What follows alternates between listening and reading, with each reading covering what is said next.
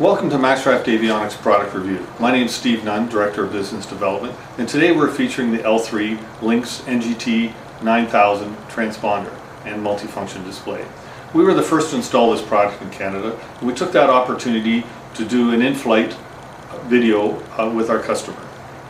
It was quite hot and hazy that day, so the visibility was a challenge, but I think you'll get a pretty good indication of the functions of this product.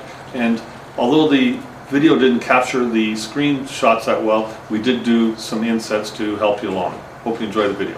Detective information Delta. Pitt Meadows Airport information Delta. Tower observed weather at 2150 Zulu. Wind 260 at 7. Visibility 8. Smoke. Sky condition clear. Altimeter 2977. IFR approach VOR NDB Alpha. Landed and departing runway 26 left and 26 right. Cessna 182 Golf Lima Bravo Charlie for ground. Lima Bravo Charlie, in front of our Maxcraft, requesting taxi for the northeast with information Delta. Lima Bravo Charlie ground, runway 26 left, altimeter 2977. Taxi via Alpha Squawk 6702. Contact tower holding short. Squawk 6702, Lima Bravo Charlie.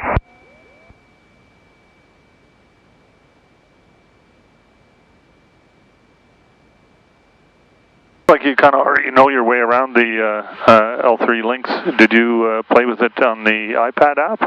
Oh, no, I just sort of figured it out. I just read the manual. Okay, so I'm just noting, so you've got your squawk code in here. It's giving our pressure altitude, which is about right, and it also has our ID of the aircraft. It's in standby mode right now, so it should automatically switch over to alt. And traffic unavailable, that makes sense because we're in Canada, we're on the ground, we're not receiving any ADS-B communication. So I guess this on ground, so I'm assuming that once we take off, this will turn off, and then we'll actually pick up, right? Yes. Yep. So we'll watch it and see if it does that.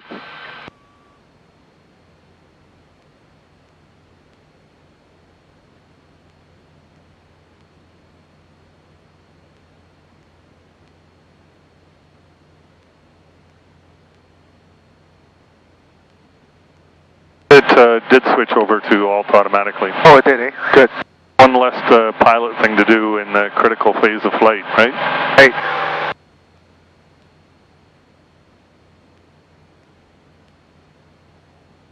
Did you say right downwind or left? Yeah, right, which is... Still very hazy. It is, yeah. I guess on Sunday it was really bad. 2 miles visibility coming into Pitt Meadows. So for our listeners, I'm going to just show them the transponder side of the L3 Lynx. So if you don't know, we're flying with Canada's first recipient of the L3 Lynx, Francis, in his beautiful 182. What year is it, Francis? 1975. 1975 with a whopping... Sorry, go ahead. Clear on route, Lima Bravo Charlie.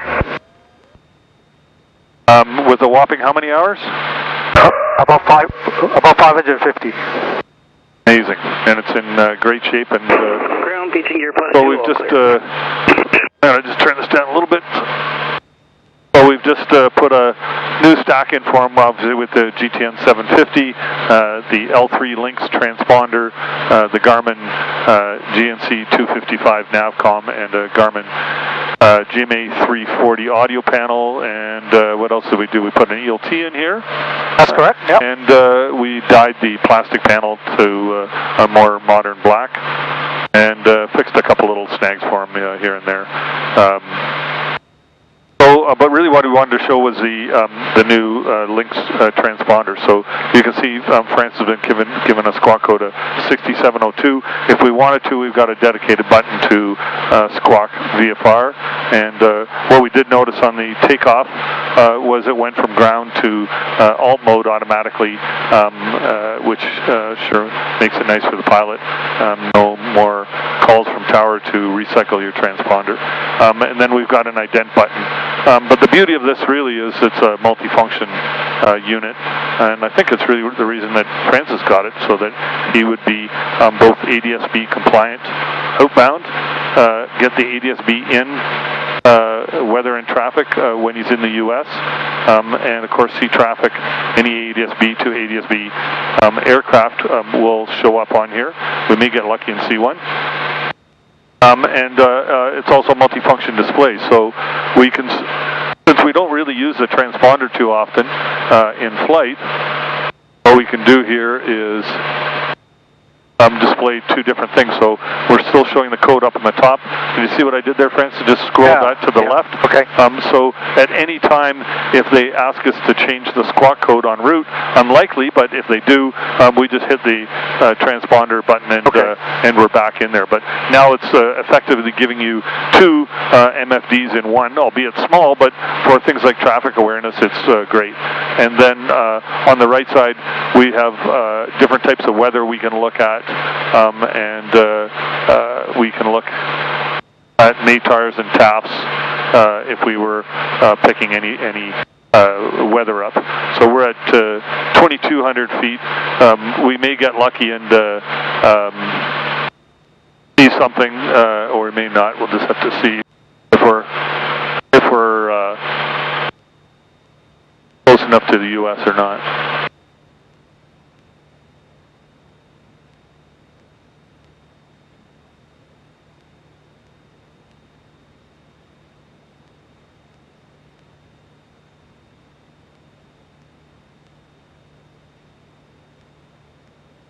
What I just did is typed in KBLI, Bellingham, just to the south of us.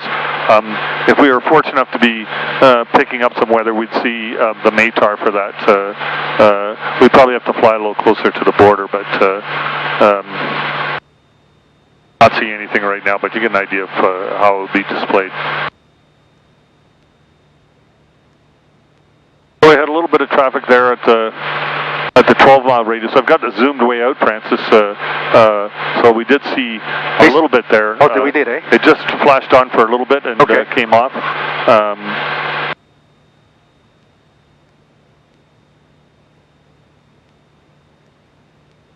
So you may or may not be able to see this with the camera, but we can tell it what we want to get. METARs, TAPs, NOTAMs.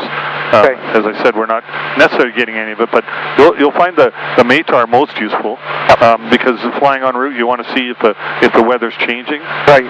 So I use that often to be able to get that weather. So certainly. Hit it? Yep. And just hit done up on the top screen. So.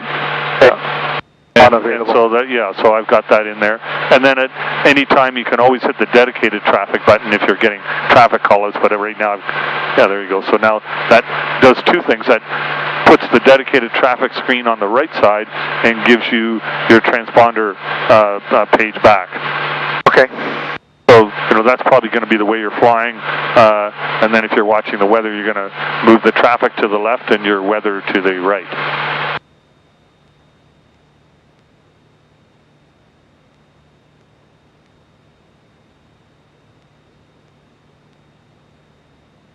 This through? Yeah.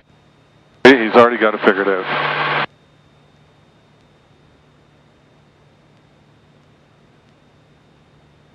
To stay away from atmospheric airspace? Yep. So for our viewers who are watching this, we're actually flying through an area just east of Pitt Meadows, Vancouver, BC, but it's in a very active training area. So while I'm yabbering away, Francis has been doing a good job of putting the frequencies in that the flying schools use for advisory frequencies. But I think they're all scared off because of the smoke right now.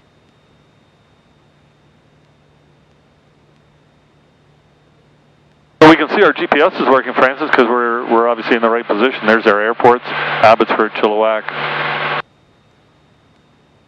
Right here? Is that the arrow? Yep, that's you. Okay.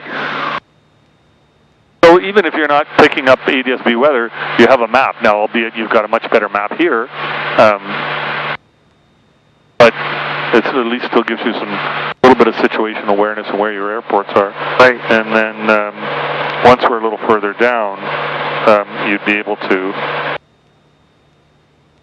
pick up, select which one, whether you want to see METARs or TAPs.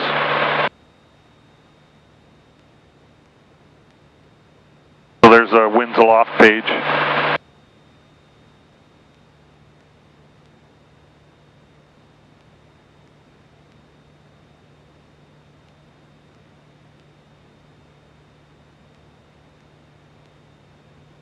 Well, as I said, obviously the traffic, Francis will see traffic if it's another ADS-B equipped aircraft in Canada, or if he happens to be close enough in the border that he's getting a little bit of coverage due to the ADS-B.